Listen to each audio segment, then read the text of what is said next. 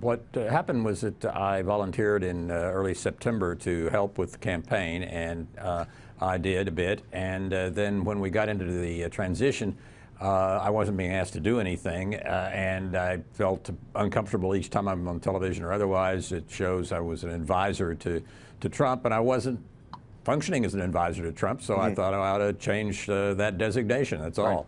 Are you comfortable or uncomfortable with the views that Trump has espoused regarding what some intelligence officers or the intelligence community thus far has talked about regarding the election and Russia's involvement in it?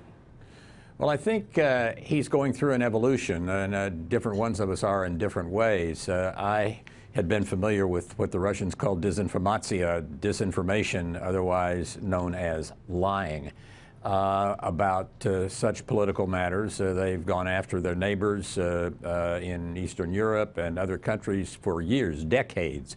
But what's new is that they have added cyber to their tools of attack, essentially, and distorting elections, trying to.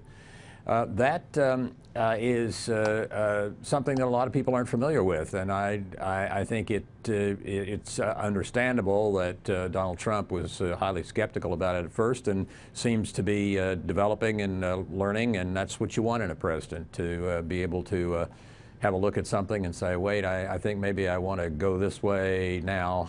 I've got some new facts. Let me ask you this. This is Donald Trump on Twitter last week. Having a good relationship with Russia is a good thing, not a bad thing. Only stupid people or fools would think it's bad.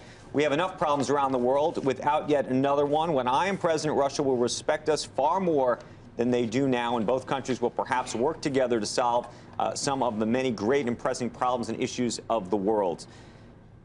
You agree with that? Could be. Depends on the Russians. I've negotiated with them on 4 treaties, 3 nuclear and 1 conventional weapons treaty for a number of years. And in 3 of those negotiations, things were, on the whole, tense, formal, not relaxed at all. On 1 of the 4, things were very easy going. Got to know my Russian counterpart reasonably well. We worked up a very complex treaty very quickly. It depends. It depends on the Russians. Sometimes Russians behave the way they did in my negotiations on conventional forces, and sometimes they behave the way they did on the nuclear negotiations. I think the spirit of your question, Andrew, and correct me if I'm wrong, but should he be posting that kind of opinion about Russia and Putin on Twitter at this point? Well, I think that's up to him. I don't think it's a major coup or disaster either way. He's still a private citizen. He can comment as he pleases on international affairs. Do you think that changes in 2 weeks or a week and a half now? Well, sure. It changes a lot in 2 weeks, but it's still, you know, I don't consider what he said as something that's particularly damaging. Hey there, thanks for checking out CNBC on YouTube. Be sure to subscribe to stay up to date on all of the day's biggest stories. You can also click on any of the videos around me to watch the latest from CNBC. Thanks for watching.